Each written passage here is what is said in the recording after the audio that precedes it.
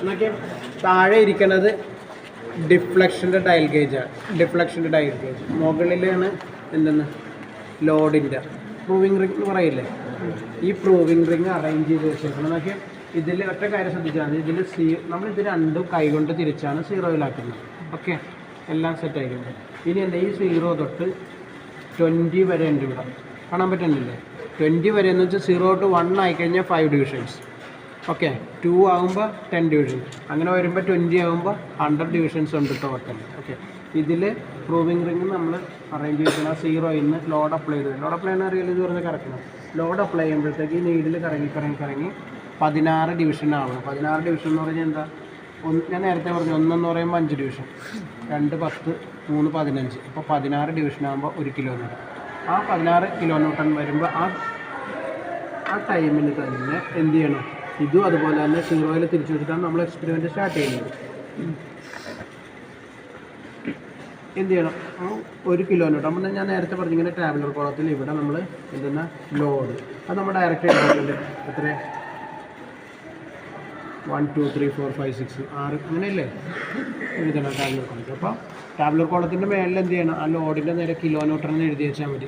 അപ്പോൾ യൂണിറ്റായി താഴെ നമ്മൾ ഡിജിറ്റ് മാത്രം എഴുതിയാൽ മതി, 1 2 3 4 5 6. അപ്പോൾ 1 കിലോമീറ്റർ ലോഡ് അപ്ലൈ ചെയ്ത് കഴിഞ്ഞപ്പോൾ ഇത് ഈ 0യിൽ നിന്ന് എത്ര ഡിവിഷൻ മാറിയെന്ന് നോക്കാം. അപ്പോൾ ഇത് കറങ്ങി ഇത്രയും വരെ വന്നു. ഇതിപ്പോൾ എത്രയാണ് വായിക്കാൻ പറ്റുമോ അനുസരിച്ച്? ഓക്കെ, 45. അപ്പോൾ നമ്മൾ എന്ത് ചെയ്യണം, ആ ഫസ്റ്റ് ടാബ്ലർ കോളത്തിൻ്റെ റൈറ്റ് സൈഡിൽ ഡിഫ്ലക്ഷൻ്റെ അവിടെ എന്ത് ചെയ്യണം 0.45. അത് കഴിഞ്ഞിട്ട് ഇനി എന്ത് ചെയ്യണം, രണ്ടാമത്തെ കിലോമീറ്റർ വരണമെങ്കിൽ 3 കഴിഞ്ഞ് 1 പറഞ്ഞത്. അപ്പോൾ ഇനി 6 കഴിഞ്ഞ് 2 ഡിവിഷൻ. എളുപ്പത്തിന് ഞാൻ 6 കഴിഞ്ഞ് 2 ഡിവിഷൻ എന്ന് ശരിക്കും എണ്ണയാണെങ്കിൽ 32 ഡിവിഷൻ എണ്ണണം. മനസ്സിലായി? അങ്ങനെ 16 വീതം കൗണ്ട് ചെയ്ത് ഓരോ പ്രാവശ്യവും ഓരോ കിലോമീറ്റർ വരുമ്പോൾ, അതായത് 16 ഡിവിഷൻസിന് ഇനി പറയേണ്ട 1 കിലോമീറ്റർ ആകുമ്പോൾ ഇവിടെ എത്ര ഡിഫ്ലക്ഷൻ വരും എന്നൊക്കെ, 2 കിലോമീറ്റർ ആകുമ്പോൾ എത്ര ഡിഫ്ലക്ഷൻ വരും, അങ്ങനെ 6 റീഡിങ് എടുത്താൽ മതി നമുക്ക് ഗ്രാഫ് വരക്കാൻ മാത്രം. പിന്നെ ഇനി ഒരു ഇതെന്ന് പറഞ്ഞാൽ ഇതാണ് സ്പാൻ. കാര്യം സിംപ്ലി സപ്പോർട്ടഡ് ആയാലും നമ്മൾ തടി ഇതിൽ വെക്കണം, വുഡൻ പീസ് വെക്കണം. വുഡൻ പീസ് സിംപ്ലി സപ്പോർട്ടഡ് ആയിരിക്കുമ്പോൾ ഇതിൽ സിംപ്ലി സപ്പോർട്ട്. ഇതാണ് സ്പാനിൻ്റെ ഈ ഹെക്സഗണൽ ലെറ്ററിൻ്റെ സെൻറ്റർ മുതൽ ഈ ഹെക്സഗണൽ ലെറ്ററിൻ്റെ സെൻറ്റർ വരെ ഈ ഡിസ്റ്റൻസ് അളന്നാൽ മതി. അതാണ് സ്പാൻ.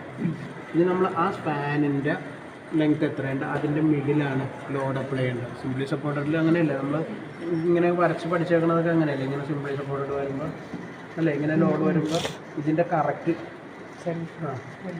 മിഡിലിൽ മാത്രം, ഇതിങ്ങനെ വേണ്ടവരെ മിഡിലിൽ മാത്രമാണ് ലോഡ് അപ്ലൈ ചെയ്യുന്നത്. അതാണ് ഞാൻ പറഞ്ഞ 1 2 3 4 5 6 എന്ന് പറഞ്ഞ് നമ്മൾ ഓരോ ലെവലിൽ ലോഡ് അപ്ലൈ ചെയ്യും. അപ്പോൾ ലോഡ് അപ്ലൈ ചെയ്യുമ്പോൾ ഈ വുഡൻ ബീം എത്രയാണ് ഡിഫ്ലക്റ്റ് ആവണമെന്നാണ് ഇതിൽ നിന്ന് മെഷർ ചെയ്യുന്നത്. ഓക്കെ, അപ്പോൾ ഞാൻ നേരത്തെ പറഞ്ഞ ഒരു ഫുൾ റൗണ്ട് കഴിഞ്ഞ് കിട്ടുന്ന റീഡിങ് 1 point something വാല്യൂ എഴുതുക. ഓക്കെ, അങ്ങനെ 6 റീഡിങ് എടുത്തു കഴിഞ്ഞ് ഇത് തീർന്നു. ബ്രേക്കിംഗ് ഒന്നും ഉണ്ടാവില്ല നിങ്ങൾക്ക്. ഓക്കെ.